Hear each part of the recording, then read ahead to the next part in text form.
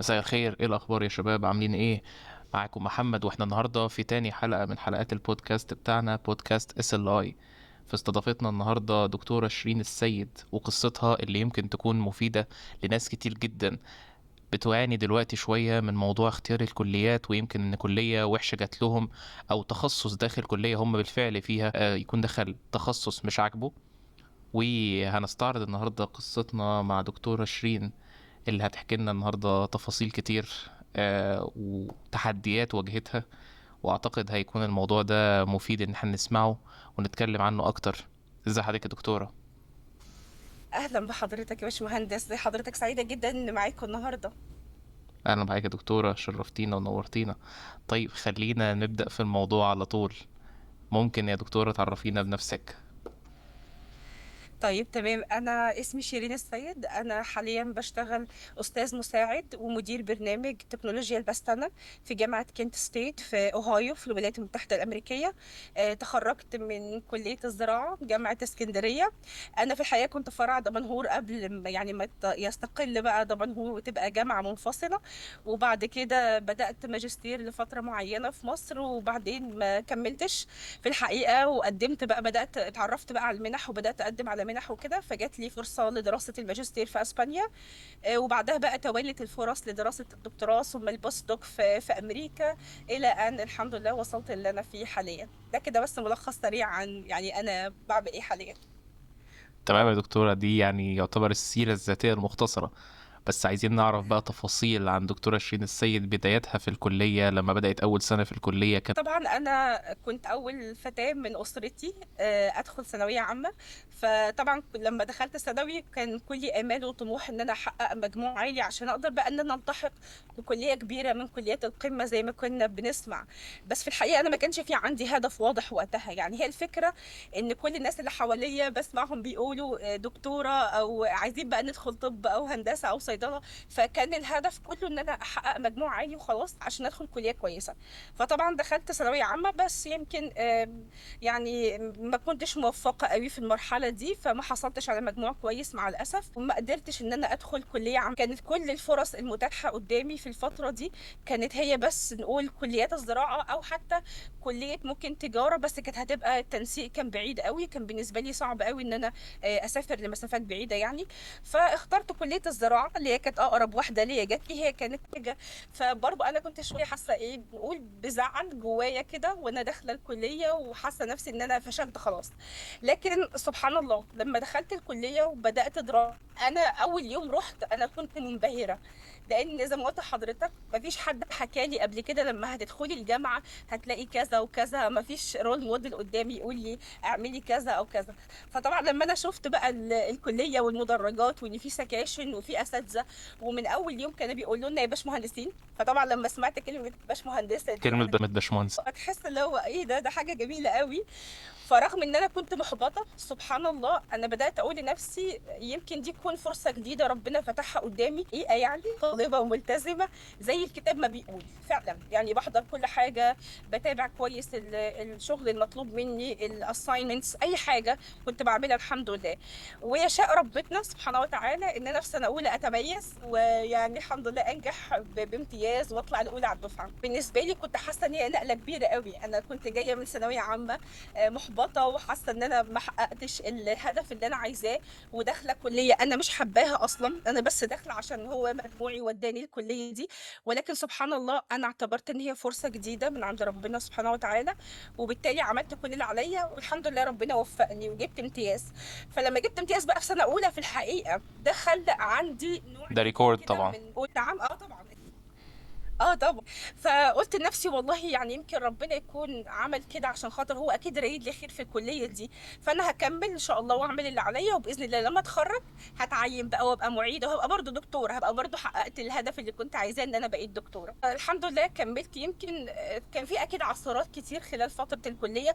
يعني برضه وقعت انا في الفخ اللي هو اي حد لما بقى بينجح في سنه اولى بقى وبيتميز وانا الاولى على الدفعه، عندك الغرور. بس اصعب حاجه انك تحافظ على الحفاظ على المستوى اللي انت القمة.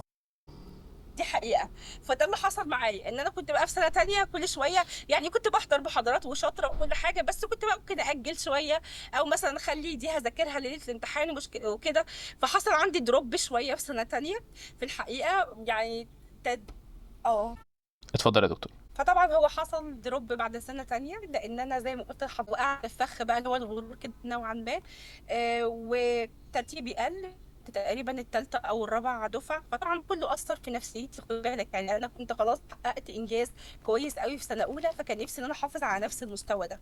فلما وقعت شوية بقى في سنة تانية حسيت اللي هو ايه ده انا كده هفشل بقية السنين وكده. في الحقيقة الموضوع اثر عليا قوي. بس يعني انا سريعا كده حاولت ان انا الملم نفسي وقلت خلاص، انا ممكن اكون نزلت شويه في الترتيب بس انا ما نزلتش في التقدير قوي، يعني الموضوع كله كان فرق درجات بسيطه. فممكن ان انا ان شاء الله اعوض في السنين الجايه. تالتة ورابعة بقى كانت هي السنتين اللي بتختار فيهم التخصص. وبرضو أنا من النوع يعني الشخصيات اللي بتحب قوي تاخد التحديات. كمان أنا طبعا حلمي إن أنا كنت عايزة أتعين معيدة، ولكن أنا ما كانش في تخصص معين أنا عايزة أتعين فيه. في الحقيقة أنا دايما كنت بقول لنفسي أنا عايزة أبقى معيدة وخلاص في أي تخصص. لكن كنت دايما بسمع من سنة أولى إن تخصص الأراضي والمياه ده تخصص صعب قوي، إن حد ممكن يعني يحقق فيه درجات كويسة، والأحسن إن الواحد عشان يضمن إن هو يتعين معيد يدخل شعب عامة. ليه بقى؟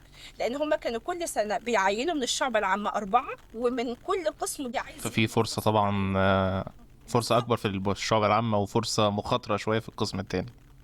بالظبط. بس انا بقى عشان كنت شخصيه شويه بحب اخد المخاطره نوعا ما، فقلت لنفسي لا والله انا هدخل القسم ده، لان انا شايفه نفسي ان انا اقدر ادي فيه واعمل حاجه. وبعدين هيبقى فيه مواد قريبه قوي من المواد اللي كان نفسي ادرسها في كليه علوم ولا طب، زي مثلا الفيزياء اراضي، كيمياء اراضي والحاجات دي.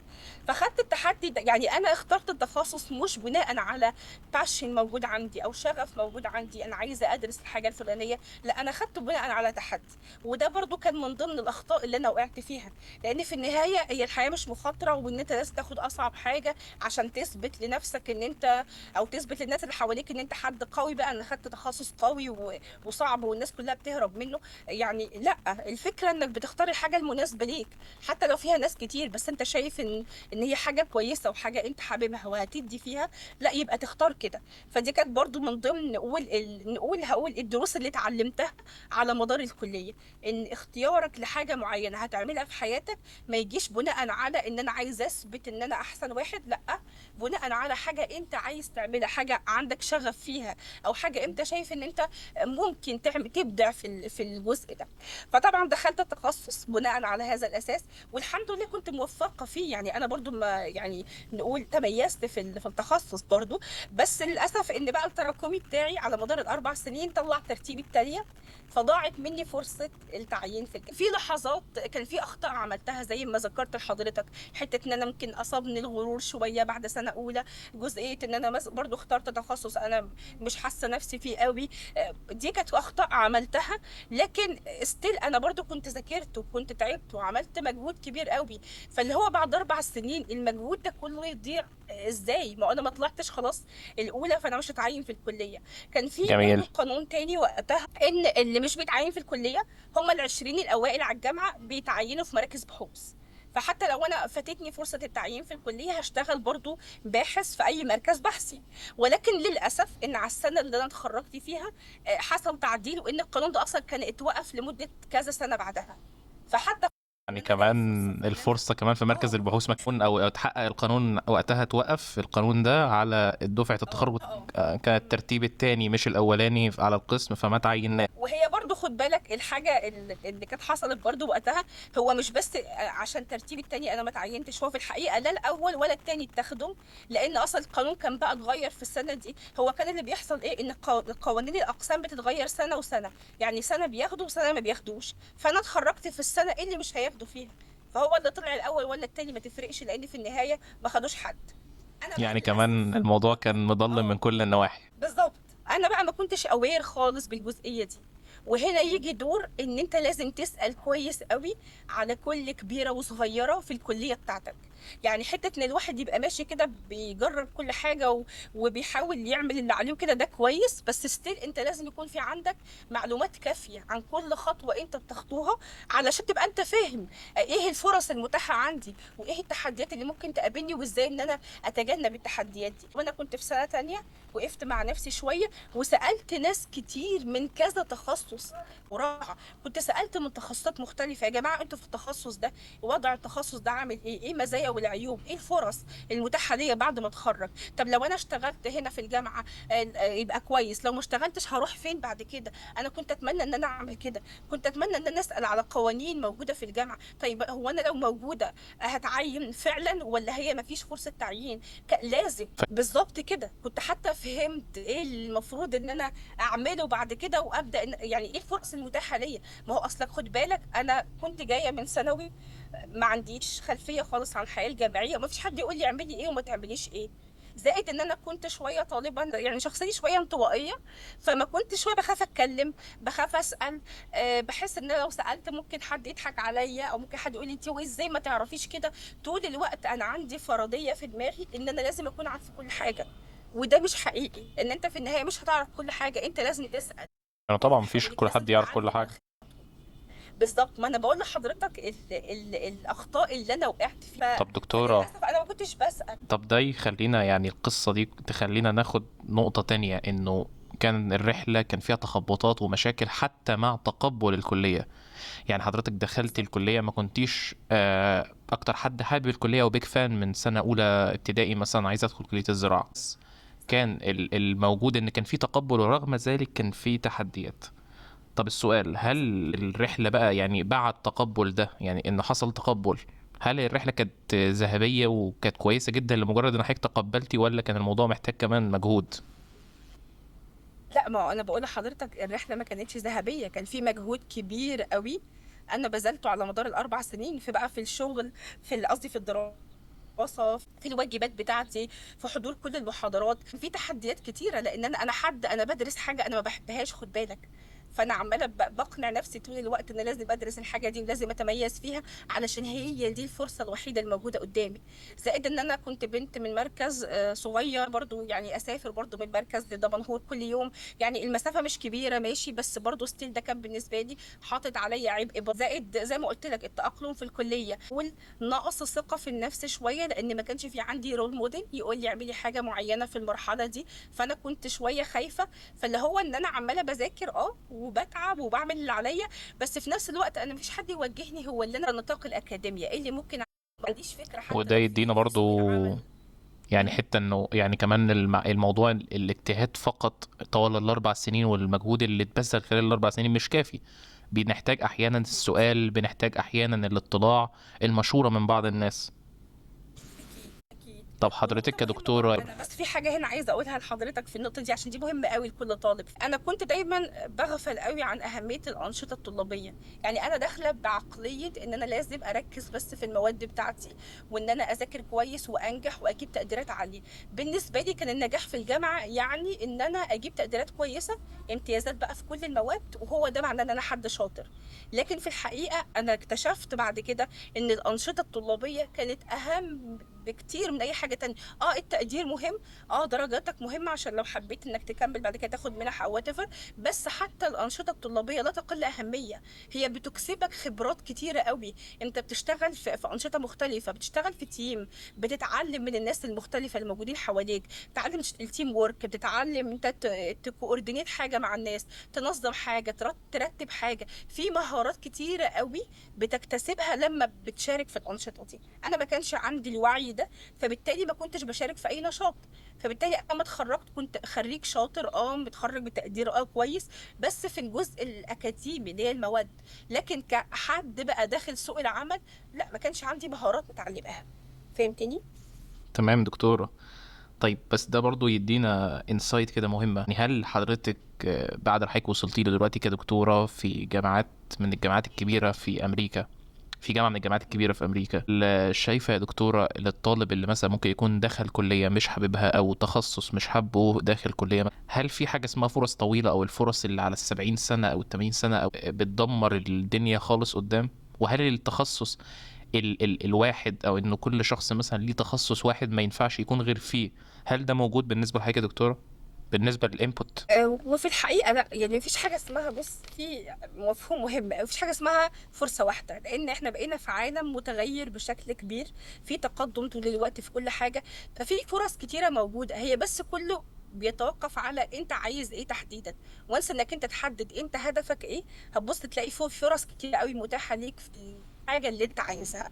فما فيش حاجة اسمها ان البني ادم لو خسر فرصة فكده الدنيا ضلمت وكده ما بقالوش اي فرص تانية. وظايف حتى موجوده بكره جدا، ففي تغيير مستمر. الفكره الاساسيه مش ان البني ادم يركز على ان هو يبقى في حاجه واحده بس هي اللي بيعملها، الفكره ان هو يركز ان هو يكتسب خبرات ومهارات من كل حاجه هو بيعملها، علشان بعد كده يقدر يوظف المهارات المتنوعه دي في اي فرصه تظهر له او اي مجال يروحه او ايا كان.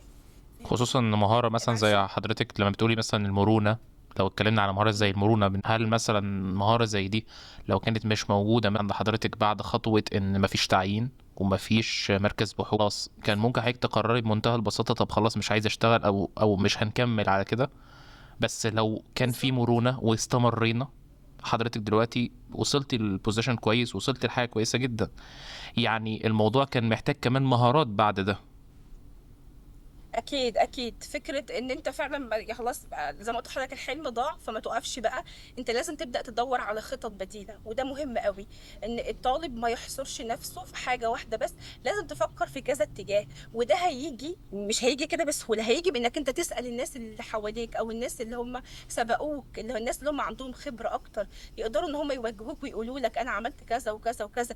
اسال كذا حد واسمع خبرات متنوعه، كل ما هتسمع من كل حد هتبص تلاقي نفسك ان انت خلاص راح. انا قررت ان انا هبدا ماجستير. ليه بقى؟ لان انا قلت لنفسي لما ببدا ماجستير ان شاء الله ده هيفتح لي ابواب ان انا اعرف نتورك بقى لناس تانية، الناس دي ممكن تسهل لي ان انا ممكن اخد وظيفه في مركز بحثي او اتعين في اي جامعه تانية او ايا كان. فانا بدات ادور على ايه الفرص اللي ممكن تكون متاحه قدامي، وحاولت ان انا استغل الفرص دي، لان انا كنت شايفه وقتها ان اللي عليا بس هو ان انا اسعى.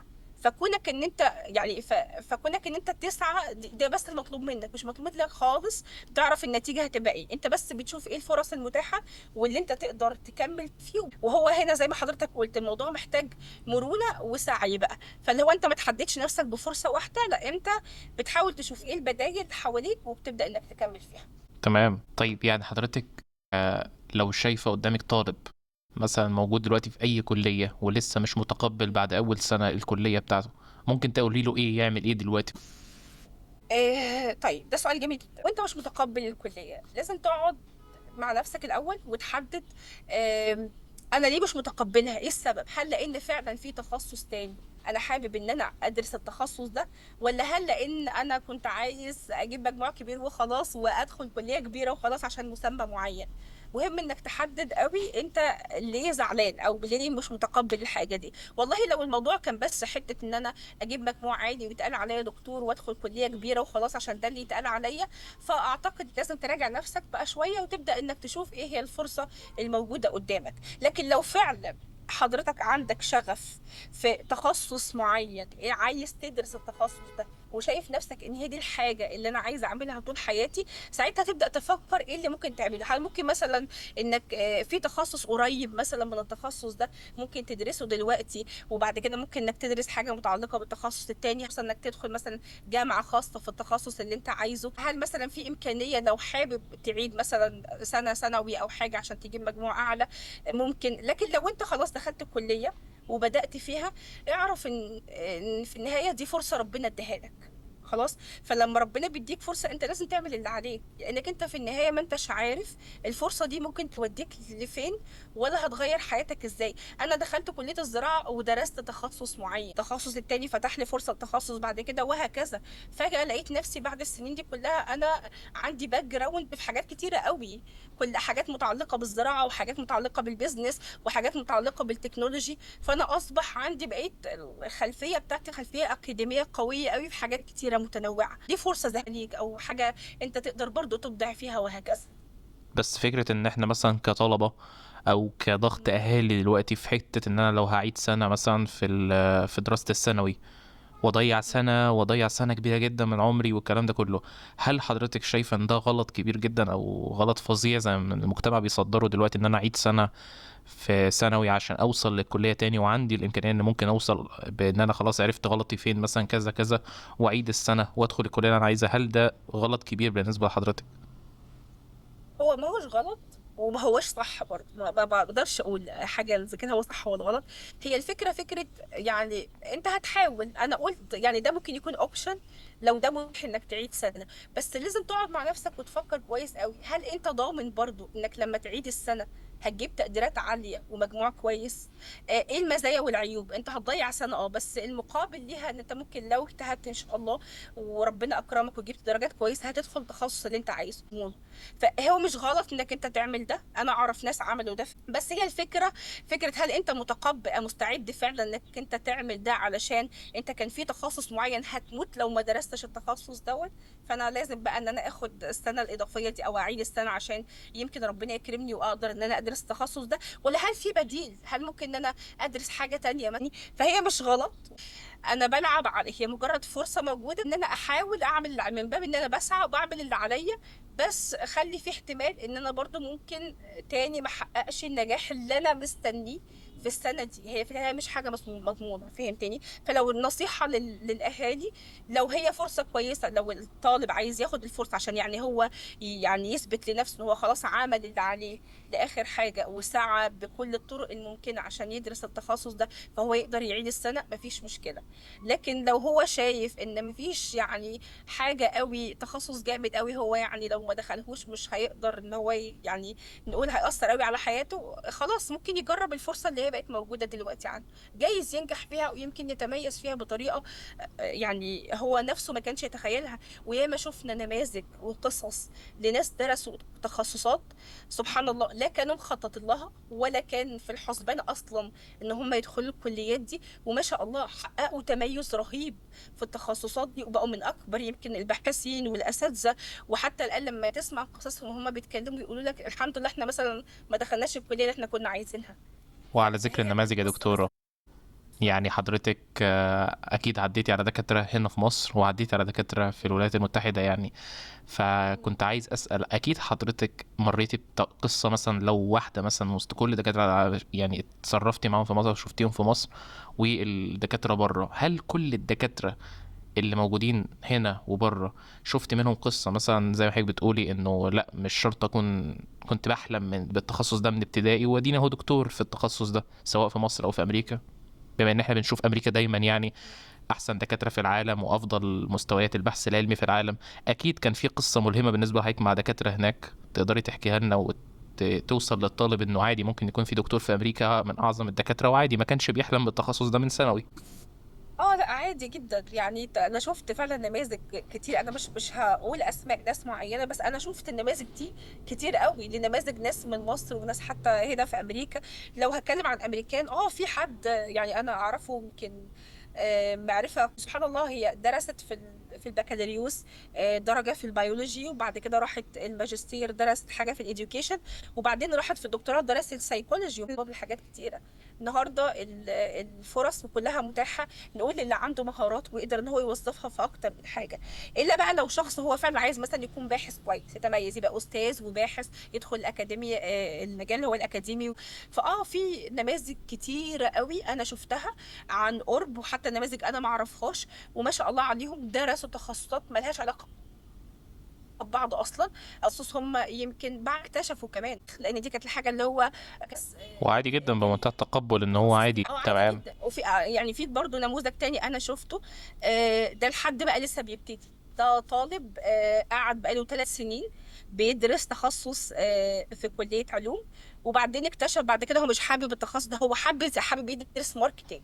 فبعد 3 سنين ساب التخصص ده خالص وراح بدأ دراسة الماركتينج في كلية تانية. فعادي جدا، مفيش أي مشكلة من إن الواحد يدرس حاجة وفي النهاية يكتشف إن هو لا، الحاجة دي أنا ما كانش عندي باشن فيها. ايه دي دفعة يعني، دي دفعة شوية للطالب اللي مثلا داخلها دلوقتي أول سنة، إنه يدي فرص ويسعى، وممكن يبقى الموضوع ده نقلة كبيرة جدا ليه. بالظبط كده. بس الصعب سبحان الله، انا دخلت في تخصصات تانية فيهم حاجات انا كنت حباها جدا، وما كنتش حتى عارفة ان ازاي انا ممكن ادرسها في يوم، ولكن سبحان الله اتحطت قدامي. طب ده ياخدنا بقى المحور تاني خالص، إنه حتى لو أنا بعد كده بدأت أتقبل التخصص وبدأت أخد خطوات جدية وأبدأ بقى أتقبل وأشتغل وأخد ممكن امتيازات أو يعني أخد تقديرات كويسة عامة في التخصص بتاعي، بعد كده بقى ممكن ابدا اعمل ايه؟ يعني ايه النصايح حضرتك مثلا لتاهيل الطالب، او ايه اللي شايفاه مهم للطالب من وجهة نظر حضرتك يا دكتوره يعمل ايه داخل الكليه؟ تمام كويس. الدنيا بتكون شويه مختلفه، دي اول حاجه. التقديرات مهمه جدا. تاني حاجه ان انت تحتك اكتر بالناس، بالطلاب الموجودين حواليك، وحاول انك انت تستفيد من كل الاساتذه الموجودين وتتعلم منهم. ولو في حاجه فعلا انت محتاج ان انت يعني تستشيرهم فيها، عادي جدا انك تروح لاستاذ وتتكلمه وتساله. يعني حتى لو واحد قال لك لا، يعني مش الباقيين اكيد هيساعدوه وهكذا. تاني حاجه الانشطه الطلابيه مهمه جدا جدا جدا جدا. زي ما قلت، النشاط الطلابي مش بس هيخليك انك انت تتعامل مع ناس مختلفة، يكسبك انت، شخصيتك نفسها هتتغير، لانه هيكسبك مهارات كتيرة قوي. يعني انت نفسك ما كنتش عارف انك ازاي مع ان اصلا معظم ممكن تطور الدكتوره من يعني الدكاتره مش بتدي الفكرة. اهتمام قوي يعني لموضوع الانشطه الطلابيه. لا بالعكس، بالعكس، النشاط الطلابي بتقدر بيخليك تتعامل مع طلاب كتير قوي، ممكن على مستوى الكلية، يعني طلع على مستوى الجامعة، ممكن تبقى تنافس مع جامعات تانية. فالدنيا بتكون مختلفة. أي نشاط طلابي بتعمله بيكسبك خبرات مهمة. أنا بقول لك من واقع تجربتي وخبرتي، الأنشطة الطلابية لا تقل أهمية عن التفوق الدراسي. لكن ده مش معناه إن أنا أدي وقتي كله للأنشطة الطلابية. أكيد أشارك بحيث ان انا اكتسب خبرات جديده ومهارات، ولكن في نفس الوقت ما يبقاش على حساب تخطيط دراستي انا والمواد بتاعتي اللي بدرسها. انا بدرس وفي نفس الوقت ممكن تبدا بنشاط بسيط قوي، بعد كده ابدا ان انت ممكن لو عندك وقت اكتر ابدا ان انت تعمق، يعني شارك في انشطه اكتر وهكذا. ممكن تبدا بنشاط برول بسيط جدا، بعد كده ربنا يكرمك تبدا انك انت يعني تتدرج بقى لحد ما تاخد مثلا نقول مهام قياديه في الانشطه. اشتغلت في اي حته وعايزين ريكومنديشن ليتر، تقدر انك انت تتكلم مع الاساتذه بتوعك، او لو حتى بتقدم على منحه او ايا كان. فخلي دايما في علاقات كويسه. الاستاذ استاذ، وبمعنى ان الاستاذ عنده خبرات كتيره جدا. خلي دايما في علاقات تكون بشكل محترم وجميل وبروفيشنال. فلما انا احتاج حاجه من استاذي بروح وبساله. لو هو حتى مش فاضي او كده ممكن اطلب منه يرشح لي حد معين، اروح برضه واساله وهكذا. فخلي يكون في عندك نتوركينج كويسه، لان الحاجه دي فعلا هت النصيحة الرابعة اللي بقولها لأي طالب، ما تنتظرش الاوت كومز او اللي هي الريزلتس بتاعت الشغل بتاعك، او ما تقولش لنفسك انا طالب بقى مجتهد وبذاكر المفروض بحضر كل المحاضرات فانا لازم اجتهد واتميز وهكذا. انت اعمل اللي عليك وبس، بلاش العقلية بتاعت ان انا ببص على النتائج. خليك انت مركز على الحاجة اللي انت تقدر تعملها، دورك انك تذاكر. النتيجة بقى هتيجي ازاي دي حاجة بتاعت ربنا. المهمة اللي بعد كده اللي هو تسأل. اسأل قد ما تقدر. اسأل في أي حاجة أنت عايز، أي حاجة أنت ما أنتش فاهمها. ممكن إنك أنت تعمل سيرش بنفسك. النهاردة في ملايين المصادر الموجودين على الإنترنت في أي حاجة. وحتى أدوات اللي هي ال AI ما خلتش، لو أنت عايز تسأل في حاجة معينة تعرف حتى كده أوت لاين عن حاجات معينة ممكن. وبعدين برضو تسأل أهل الخبرة في أي حاجة، الأساتذة. أو لو طالب مثلا في سنة رابعة وأنت لسه في سنة أولى ما أنتش فاهم، برضه يا اديله دكتور اسال نصيحة حضرتك والله سؤال يغير تاني، حياتك. اتفضل. يعني لو احنا في نواحينا مثلا بالنسبه لحضرتك ان قلتي انه الانشطه الطلابيه مهمه وان بتكسبني مهارات مهمه، لو اتكلمنا مثلا عن مهارات زي الليدرشيب مثلا، برزنتيشن، زي ان انا بعرض شغلي كويس، زي ان انا بتفاوض احسن، زي ان انا عندي قدره فعلا على صناعه علاقات جيده ومستدامه ومحترمه وبتكون بتكمل معايا، هل المهارات دي فعلا اكتسابها بدري عن التخرج بيفرق بالنسبه لحضرتك يا دكتوره؟ اكيد، اكيد. انت لما بتتخرج انت عارف تشتغل في تيم، وعارف يعني ايه تنظم شغل ما بين اعضاء التيم كله، وعندك مهارات قياديه، عارف ازاي تقود الناس، عارف ازاي انك انت تاثر فيهم، تشجعهم ان هم يشتغلوا، فاهم امتى تشتغل بايدك وامتى انت تفوض التاسكس او المهام المفروض تتعمل للناس الموجودين معاك. لا ده بيفرق كتير جدا، بيوفر عليك حتى ان انت في اخطاء معينه ممكن تعملها لو انت اشتغلت فيما بعد في شركه، ولا حتى في فريق عمل، فريق بحثي، او ايا كان في جامعه. لا ده بيوفر عليك كتير. فاكتساب المهارات دي بدري اكيد هو بيفتح اصلا مداركك على العالم، بيخليك تشوف العالم بشكل مختلف، ان هو الدنيا مش انت بس اللي موجود فيها، لا الدنيا فيها ناس كتير قوي، هتشوف نماذج مختلفة. كل ما هتتعامل مع شخصيات مختلفة كل ما انت مداركك هتبدأ تتفتح اكتر، وهتبدأ تتعلم حاجة جديدة. في شخصيات صعب قوي انك تتعامل معاها على فكرة، وصعب انك تقنعها بحاجة، وصعب انك تخليهم يعملوا الشغل. الشخصيات دي هتعلمك ازاي انت تقدر، طب انا ازاي اتعامل مع الشخصيات الصعبة، ازاي اخليهم يعملوا الحاجات اللي هي المهام المطلوبة فيهم. ما انا مش كل حاجة، مش كل حد اقدر الاقيه ان هو صعب مش قادر اتعامل معاه هستبعده، ما ينفعش. احنا في بيئات العمل بتقابل نوعيات كتيرة قوي، كل واحد فينا اتربى في بيئة مختلفة، فلما ده كله يتجمع مع بعض وتيجي نشتغل هيحصل مشاكل كتير قوي، ميس كوميونيكيشن مثلا احيانا، او ممكن ميس اندرستاندينج.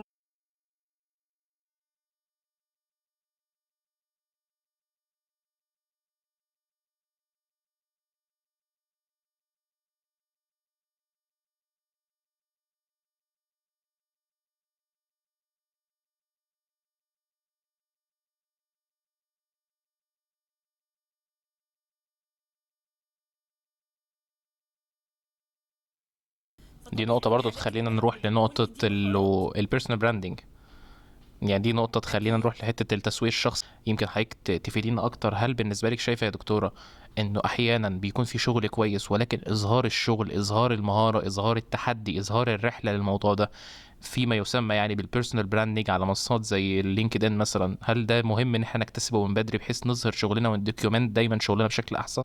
اه اكيد طبعا، هو مهم لان انت مهم ان انت تعرف ازاي ان انت تبرز شغلك ده. خلاص، انا في حاجه دايما بقولها، ان البني ادم دايما هو بيشتغل، انت مش بتشتغل عشان خاطر تقول للناس اللي حواليك انا بشتغل وانا بعمل كده، ان في النهايه عندك هدف معين في حياتك. فانت عشان تحقق الهدف ده، ليه عايز تحقق الهدف؟ لان انت في النهايه كلنا موجودين في الدنيا بنعمل حاجات في حياتنا عشان خاطر نرضي ربنا سبحانه وتعالى. ده الهدف الكبير، ان احنا نعمل شيء نافع في الدنيا، بهدف إعمار الأرض، لأن ربنا جابنا الدنيا هنا عشان احنا نعمر الأرض دي، ونسيب أثر جيد لكل الناس اللي موجودين حاليا والناس اللي هيجوا بعدين. فكأن احنا بنسهل الأمور عليهم. ده الهدف الأساسي، ودي النية الأساسية اللي لازم تكون انت مستحضرها، انك بتعمل حاجة عشان ترضي ربنا سبحانه وتعالى. فانت بتجتهد وتعمل اللي عليك عشان هو ده دورك، عشان انت ربنا هيسألك عن حياتك وعن وقتك ومالك وعن كل حاجة. فانت بتعمل اللي عليك من هذا المنطلق وهذا المنظور. لكن برضو في نفس الوقت محتاج ان انت تبرز للناس، طب ايه نقول المزايا اللي عندي، ايه الشغل اللي انا بعرف اعمله، طب ايه السكيلز اللي عندي. فانت لما تيجي تبرزها بطريقة ان انت بتبين ايه، انا يا جماعه شاطر في الحته الفلانيه، او انا متخصص في الحته الفلانيه.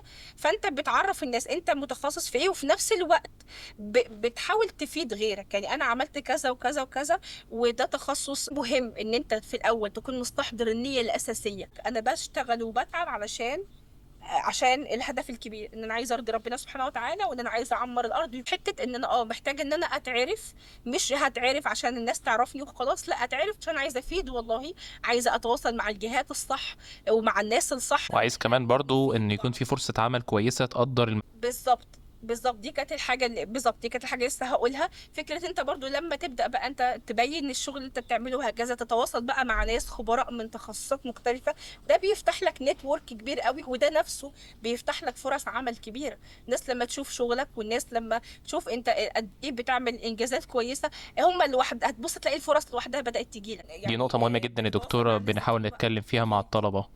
انه دايما الطلبه بنقول لهم يا جماعه ساعات الموضوع فعلا بيبقى لو انت عملته مظبوط وسبته والموضوع كان مستدام يعني انت بتعمل زي ما بيقولوا اللي هو الحاجه وخلاص تسيبها. فعلا الموضوع ده ممكن مع الوقت يفتح لك فرص، ان الفرص هي اللي تجيلك زي ما حضرتك بتقولي دلوقتي.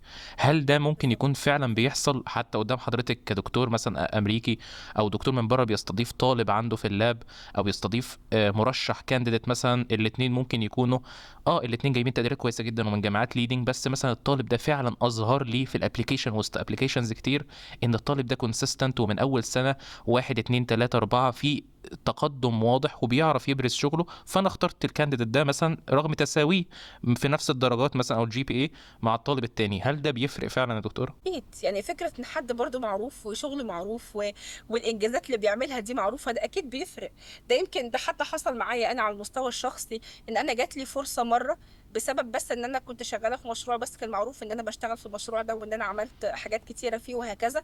فعن طريق بس كده انا جات لي فرصه. يعني لمجرد ان حسيت حضرتك ان اعلنتي ان مش فكره ان انا برضه اعلنت، هو كان بتجيب لي لو مثلا كاتب كفر ليتر او موتيفيشن ستيتمنت او وات ايفر، هو موضح قوي الشغل، المشاريع اللي اشتغل عليها، الشغل اللي عمله، لو كان نشر مثلا حاجات بحثيه. فطبعا اكيد إن ابراز الشغل بطريقه كويسه اكيد ده بيفتح لك فرص كويسه. وطبعا لو الطالب ده مثلا كان متواصل معاك قبلها بسنة مثلا وعارف حضرتك وعلى اطلاع حضرتك بالبروفايل، ده هيبقى فرصة اكسترا. لان برضو الناس بتتصور يا دكتور، او الطالب عنده دايما تصور ان الانترفيو معمول لمجرد ان احنا نعمل انترفيو، على قدر انه مثلا لو دكتورة شيرين عندها اليقين من ان الطالب ده استوفى الشروط، وانا متيقنة ان هو خبير في النقاط البحثية اللي انا محتاجاها في اللاب، فليه اعمل انترفيو ل1000 شخص لما انا متيقنة ان الشخص ده كويس ومستوفي الشروط جميعها، فمش محتاجين الانترفيو، هو خلاص انا متيقنه ان الطالب ده هو الطالب المثالي ليا. تمام. بس هو برضو هي حته الانترفيو برضو ده، لو انت بتقدم على فرصه خارجيه معلنه وفي انترفيو بيجي كذا حد، وده لازم. بس لو انت بعت بقى الاستاذ يعرفك بقاله فتره وانت بتتواصل معاه او عملت معاه شغل قبل كده، اي نوع من انواع الكولابوريشن، اكيد ده بيساعد كتير قوي ان هو الاستاذ ده يعني في اي فرصه موجوده عنده يقول انا هاخد فلان الفلاني. فهمتني؟ بس هو يعني لو في فرصه معلنه وفي لا هو كذا فور شور انا كانديديت ما اقصدش، انا بيقدم. اقصد انه طالما هنعلن ان في انترفيوز هنعمل انترفيوز، بس لو في فرصه ان انا اكيد محتاج طالب عندي وانا محتاجه دلوقتي، مش ان انا بالظبط. لسه مستني مثلا الاعلان العمومي على البورتال للجامعه بتاعتي، انا محتاج وليا الحق ان انا استقدم طالب يشتغل معايا في اللاب. ففي حاله ان انا متيقن ان الطالب ده هيستوفي وهيعمل وفعلا كلام وفعل زي ما بيقولوا، خلاص انا ليه اطلب من الجامعه تفتح لي اعلان مخصوص على قدر ان أنا ممكن استضيف الطالب ده، واللي هيجي عن طريق البورتال الاساسيه في الثانويه مثلا هيجي مفيش مشكله. اكيد طبعا اكيد، مش كده قلت لحضرتك لما بيكون في، لو حضرتك تعرف الطالب مثلا حصل كولابوريشن قبل كده اشتغلت معاه، الموضوع بيفرق اكيد بكتير وبيبقى ليه فرص افضل. وبرضه ده بيفرق ان انا ممكن اكون متخذ الدكتور ده قبل كده كموجه. يعني حضرتك ايه رايك في موضوع ان انا يكون ليا منتور بستخدمه كل سنه، او سوري مش بستخدمه، بساله كل سنه في ليفل معين؟ يعني مثلا النهارده انا بسال مثلا حد متخصص في السوق في شركه فلانيه، ممكن السنه الجايه اغيره لحد تاني يكون اورينتد اكتر، او سوري ديتيلد اكتر، عنده ديتيلز اكتر في الحته بتاعتي. السنه اللي بعدها انا بسال حد متخصص اكتر او دكتور. اتفضل يا دكتور. اكيد، يعني انا حضرتك جيت على نقطه بقى مهمه قوي، يعني هي نقطه ان انت يبقى عندك موجه. ودايما انا حتى كنت كل شويه بقول اسال اهل الخبره.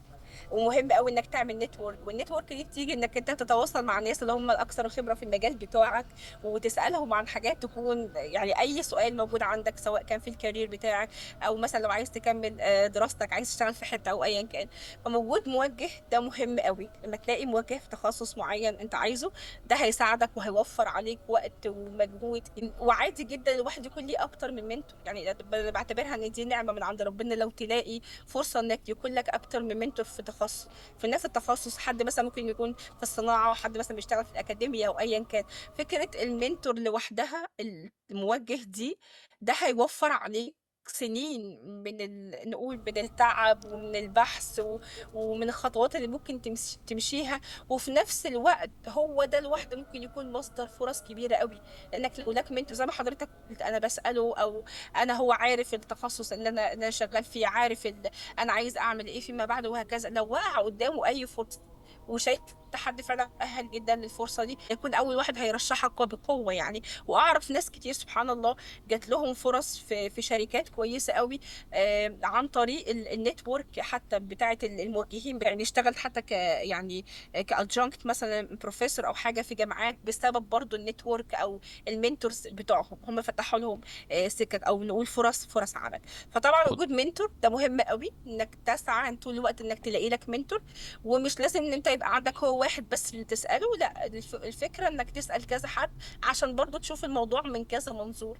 لان كل ما تسمع كل واحد ليه تجربه مختلفه، كل واحد عنده خبرات مختلفة، فلما تسمع من كذا حد ده بيفتح مداركك على زوايا بقى وأبعاد كتير قوي انت ما كنتش واخد بالك منها.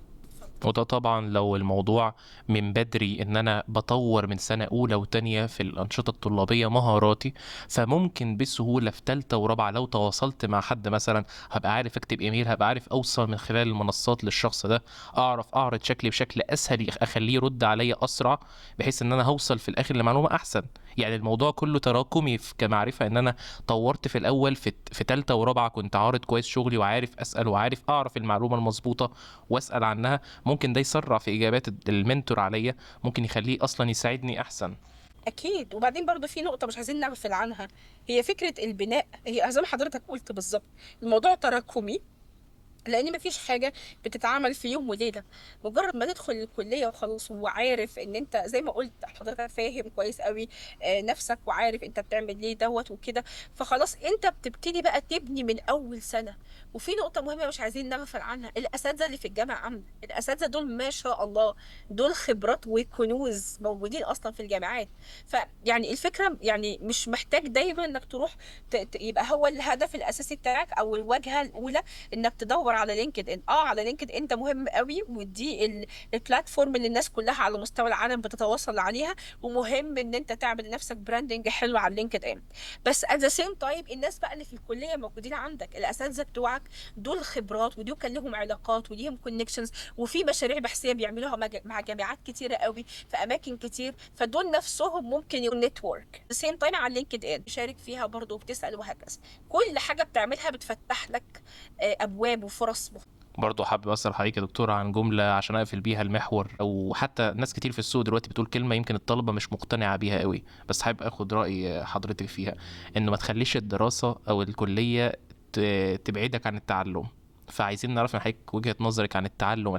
بالظبط. دي لايف لونج ليرنر، عايزه اتعمق قوي في تخصص حاجه معينه، فانت تبقى عارف ازاي ان انا ادرس التخصص ده. الجمله اللي حضرتك قلتها مهمه وممتازه جدا، ان انت تكتسب خبره انك تكون بتعرف تتعلم على مدار حياتك كلها، وبعرف احدد كمان ايه المجالات اللي بتنجريت شويه مع تخصص، انه اكيد مش كل حاجه هتعلمها، يعني اكيد الدكتوره شيرين بتتعلم حاجات شويه مع نفسها بره الجامعه وبتخدمها في تخصصها الاساسي. اكيد. ما انا قلت لحضرتك هو الدكتور في الكليه مش هيقول لك كل حاجه. قلت احنا مرتبطين نقول باوت لاين معين لكل كورس، فاحنا بندرس لك حاجات معينه، الاساسيات اللي هتفيدك لما بعد. وتعلم الاساسيات دي مهمه وشيء جوهري واساسي، ولازم اي حد بيبدا في تخصص يكون عارف الاساسيات دي كلها، قول مذاكرها وفاهم كويس قوي كل حاجه فيها. لكن تتعلم بقى بعد كده ان انت تعلم نفسك اي حاجه وازاي اطبق عليها واعرف ان انا وصلت للكافي ليها. بالظبط. وتعرف بقى كمان جزء مهم قوي في محور التعلم ده، ازاي تطبق ده. يعني انا درست حاجه النهارده، اخدت كورس في الكليه بيتكلم عن اي حاجه اساسيات مثلا الفيزياء، خلاص، وقررت ان انا اروح ادرس حاجه بره تطبيقيه. فازاي ده بقى هيفيدك انت لما تروح سوق العمل؟ ده انا اقدر اعمل بيه ايه؟ ده سؤال مهم. مش فكره ان انا بتعلم وبحط معلومات عشان عايزه احط معلومات ويبقى عندي خبرات. يعني الخبره دي معناها انك تقدر تستفيد باللي انت بتتعلمه. فده محور مهم جدا، انك تكون شخص قادر انك انت تتعلم حاجات مختلفة. ده هيفيدك جدا ان شاء الله لما تتخرج يعني. انا يعني اظن ان الناس دلوقتي في الدقيقه 56 يعني من البودكاست، ان شاء الله. الناس بتقول مثلا، الناس يعني زي ما بيقولوا ايه بيتنفسوا الصعداء من الرحله السريعه دي ومن القصص اللي احنا سمعناها. بس برضه حابب اسمع من حضرتك يعني شايفه مع كل الجانب التقني ده او كل الجانب اللي بيخدم شغلي ومذاكرتي، ايه اللي مهم ان انا اركز عليه كطالب عشان لما اتخرج وعشان صحتي والجسديه خلال الكليه. طيب جميل جدا. اول حاجة ان انت وانت طالب، يعني انا عايزة يعني مش عايزاك دايما تركز على الحاجة الثابتة. مفيش حاجة اسمها حاجة ثابتة، خلاص. الحاجة الوحيدة اللي ثابتة في الدنيا كلها هي التغيير. فانت لازم دايما يكون في عندك عقلية، اللي هي عقلية بتتكيف مع اي تغيير ممكن يحصل، خلاص. فلازم تكون انت دايما كده صاحي مفتح للحاجات اللي بتحصل، التغييرات اللي بتحصل قدامك، وتبقى عارف ازاي ان انت تواكب التغييرات اللي بتحصل دي. تاني حاجة مهمة قوي، ان انت لازم تبني لنفسك قاعدة حلوة. لو بتشتغل في تخصص معين فلازم تعلم الأساسيات، ودي حاجة ضرورية زي ما أنا قلت. وتعرف تعلم نفسك أي حاجة أنت عايز تتعلمها، يا إما تقرأ كتب، يا إما تقرأ، يا إما تسمع تشوف محاضرات، يا إما تسمع بودكاست حتى بيتكلموا بيعلموا ناس حاجات معينة. النقطة التالتة المهمة قوي، حتة إن أنت ما تقارنش نفسك بحد. دي مهمة، ده مش بس درس للطالب، ده درس لأي حد في حياته بالظبط. فتعلم لازم تكون انت عارف كويس قوي ان انت بتتعلم من الشخص ده، بس في نفس الوقت انت لازم كمان تبدا ان انت تفيد غيرك، تفيد الناس اللي هم موجودين حواليك. فيبقى اللي هي الموضوع زي ما بنقول يعني وين وين سيتويشن، انا تكون بفيد اضافة دول كمان دايما وانت بتستفيد للناس اللي وفي بتتكلم نفس الوقت معاك. بالظبط كده، بس تكون اضافه ليهم بالظبط، الاساتذه حتى انت تتواصل معاهم. وان انت دايما تكون عملت اللي عليك قبل ما تروح تتكلم مع استاذ. يعني ما ينفعش مثلا في حاجات افيلابل كتير قوي اونلاين، ما ينفعش مثلا اروح اسال استاذ في سؤال عام كده. لازم يكون السؤال محتاج حد فعلا عنده خبره كبيره عشان يقدر ان هو يجاوبك على السؤال، او على النقطه بقى اللي هي الصعبه قوي اللي انت مش عارف تجد لها حل، او يعني بمعنى اصح عايز تستعين باهل الخبره. لكن بقى لو تتعلم اساسيات حاجه معينه او كده، فطبعا في ريسورسز جروث مايند سيت، انك ازاي تتعلم بشكل مستقل، وتفضل تتعلم مدى حياتك، وما تقولش ابدا ان انا خلاص هقف لحد مرحله معينه. لان كلنا بنتعلم، لو بقيت حتى استاذ لحد اخر لحظه في حياتك انت تتعلم. الدنيا بتتغير بشكل كبير، في طول الوقت تقدم في كل حاجه، علوم جديده بتطلع، حاجات عمرنا ما كنا نسمع، ادوات حتى تكنولوجيا جديده بتطلع. فلازم تفضل طول الوقت عارف انك انت تتعلم وتواكب التغيير اللي بيحصل ده. حاجه مهمه برضو، ما تستعجلش النجاح. انت ما عليكش ان انت تحدد هتنجح امتى ولا تنجح ازاي.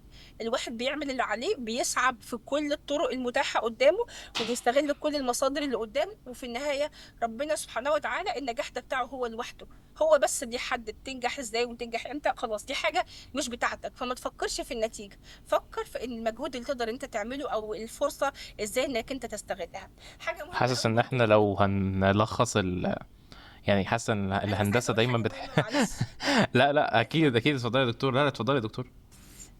لا هي بس دي نقطة مهمة أوي، عايزة أقول لحضرتك برضو ذكرتها بشكل غير مباشر أثناء الحوار، حتة إن يبقى في توازن في حياتك. انت طالب وعندك محاضرات وعندك كورسات كتيره قوي، وقلنا لو تشارك في انشطه وتعمل نتوركينج ده يبين، يعني مش عايزاك برضو تكون حاسس ان انت مضغوط قوي. لازم برضو انت يكون لك شويه وقت كده انت بتفصل فيهم عن اي حاجه، تعمل فيهم حاجه خاصه بيك انت، هوايه عندك، او ممكن حتى انت بتخرج مع اصحابك ومع اسرتك مع عيلتك. توازن، لان لازم البني ادم لو ما عندوش حياه اجتماعيه مش هيعرف ان هو يشتغل كويس في حياته في اي حياته بقى الاكاديميه، او حتى الحياه العلميه او الكارير بتاعه او ايا كان. فمهم يبقى في توازن نفسك، صحتك النفسيه زي ما بنقول، الصحه النفسيه دي مهمه قوي. فكره ان انت تعمل حاجه كويسه عشان نفسك، تخرج تتكلم مع الناس تحبها، تلعب رياضه، تعمل تامل مثلا، تهتم بنفسك وبصحتك، دي مهمه قوي. حاجه برضو ممكن اقولها، الامتنان مهم قوي والله، انك تكون دايما ممتن لربنا سبحانه وتعالى على كل حاجة هو بيديها لك. اي فرصة بتيجي او تحدي خليك دايما ممتن لكل ده، عشان صدقني الامتنان هو اللي بيخليك ترضى عن نفسك ويوصلك لحالة تصالح بقى مع الذات بالظبط. الامتصال دروب. زي ما اقول لحضرتك، انا يعني الفضول المهندس او دماغ المهندس انه دايما بالنسبه للشخص ذات نفسه ان احنا مش كاملين وان محتاجين تعلم. فالسيكريت بيدور حوالين ان احنا دايما نتعلم، ونتعلم ازاي نتعلم ونطور من المعلومة. ناس ان احنا دايما نكون بنتواصل مع الناس، نضيف للناس، نعرف من الناس، نعرف الناس عننا. وبالنسبة لروحنا ان احنا نكون، او التوازن الروحي بتاعنا، ان احنا نكون دايما قريبين من ربنا سبحانه وتعالى، ودايما ممتنين للنعم بتاعتنا، ودايما مدركين بقناعات، زي ان احنا ما نقارنش نفسنا بحد، زي ان احنا نبقى دايما ممتنين للنعم اللي احنا فيها، زي ان احنا بنشحن، بنفصل، بنتواصل مع اهلنا واصحابنا. يعني تقريبا ده الفلو اللي احنا اتكلمنا فيه، واللي ايه المفروض ان هو يعمل شخصية تقدر ان هي تضيف وتؤثر، وتقدر ان شاء الله يعني تعمل رحلة كويسة في الكلية وما بعد الكلية. اكيد. وحاجه برضو اخيره عايزه اقولها، ان ما تفكرش خالص ان النجاح، والله دي معلومه ناس كتير قوي بتقعد تقولها طول الوقت الجمله دي، النجاح مش خط مستقيم، ودي حقيقه. مفيش حاجه اسمها ان انا هطلع من نقطه معينه. انت طول حياتك هتبص تلاقي نفسك ان انت في ابس وداونز طول الوقت، بس ده مش مشكله. زي ما انا بقول دايما، التحدي بيعدي، لازم تعتبره فرصه وتتعلم منه عشان الفرصه اللي بعد كده تقدر انك انت تنجح. وحتى لو نجحت في مرحلة معينة في حياتك، مش معناها مفيش أي ضمان في الدنيا يقول إن أنت هتفضل مستمر في نفس النجاح ده. ممكن يحصل أي حاجة، يحصل دروب، يحصل تغيير مفاجئ، فمفيش أي مشكلة إن كل ده يحصل. إيمانك، كونك إن أنت عندك وعي شخصي وطول الوقت أنت عمال بتطور في نفسك، وعندك إيمان بنفسك، إيمان بربنا سبحانه وتعالى، وإيمان بنفسك، هتبص تلاقي نفسك إنك بتعدي التحديات دي، بتعتبرها إن هي الحمد لله ابتلاءات من عند ربنا أو أيا كان. انت بتحاول انك انت تتقبل وترضى عن ده، وتبدا ان انت ايه، تشوف انا ازاي اكمل حياتي فيما بعد. فبس ما تضغطش على نفسك، ده اهم حاجه. مفيش حاجه تحقق بين يوم وليله، مفيش حاجه اسمها خط مستقيم. الحياه هيبقى فيها حاجات كتيره قوي، فانت استمتع بكل لحظه وكل مرحله انت فيها. انت طالب، والله المرحله دي من اجمل المراحل اللي هتعدي عليك في حياتك. احنا طول ما احنا طلاب بنستعجل ان احنا نتخرج، وان احنا بقى نشتغل ويبقى عندنا حياتنا مش عارفه ايه. بس انا بقول لك لما تتخرج هتبص تلاقي في عندك مسؤوليات كتير قوي وحاجات كتير، فاستمتع بفكره ان انت طالب. كل اللي مطلوب منك انك تذاكر.